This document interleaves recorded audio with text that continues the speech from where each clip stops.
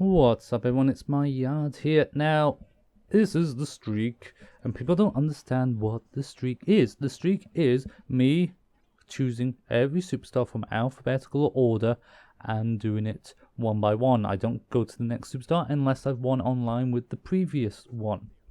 Very simple.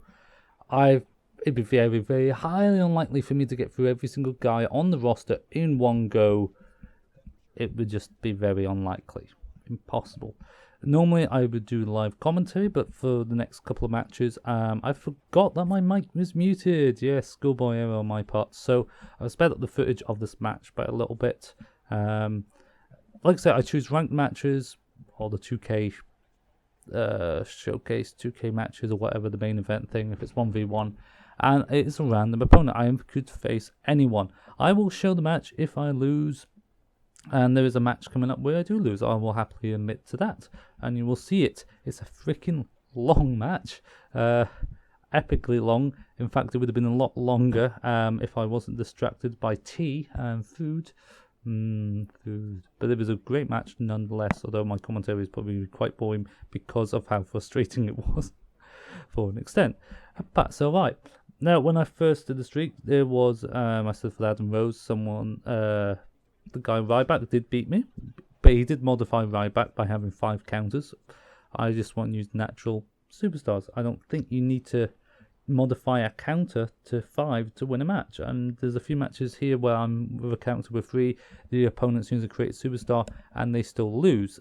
5 is not a huge difference to 3, especially late game. In fact, 3 is all really you need, to be honest.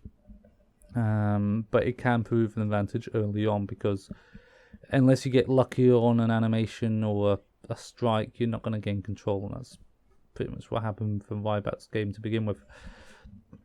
Now, sped up footage because truthfully I forgot about the muted mic, and also I couldn't remember exactly what Aiden English's finishes were. I probably would have finished the match a lot sooner had I figured out what it was, and I just couldn't remember. It took me about 6-7 minutes before I realised, oh wait, it's the Senton Bomb.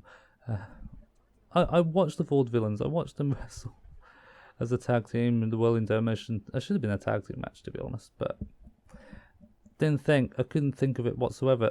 There's that reverse DDT, and it slowed down really, really slowly for a bit, and he was ready to rough rider me. This was going to be close to the game because I was down at this point.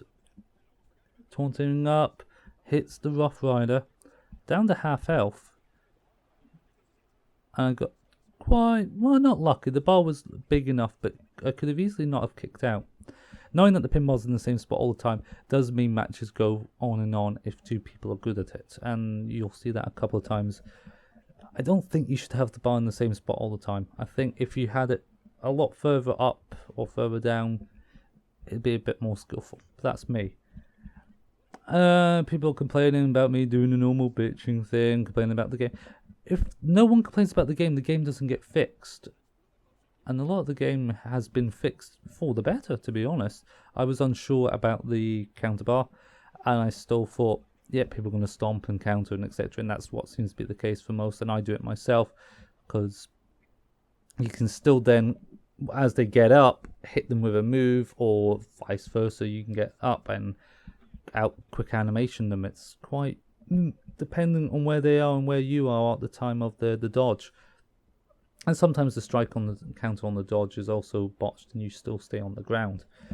So it just depends on what happens. It is quite luck dependent. Yeah, not too bad on the online matches. The servers aren't too bad at all. There's never massive, huge lags. There's a couple of funny matches that I've played. I've probably done 15, 16 matches maybe today, which I'll put up hopefully one a day for you guys to see. And even though I've lost one match, I will continue to do it. Like I say, I want to go through every superstar. I want to know their strengths, I want to know their weaknesses, I want to know how many counters they've got, their finishers, their signatures, because certain superstars have surprising moves. Chris Jericho is one of those guys. You'll see that when I do that in a little while. It's quite bizarre that he has this move, and I can't figure out why he would have it. But if you think of any movesets which are quite off the wall, leave it in the comment section below. Don't forget to leave a like and subscribe for more 2K16 goodness. And oh, boom, senton bomb. Yeah, 1 2 3. GG. Yeah, the streak continues. Please leave a like. We'll see you soon. Bye bye.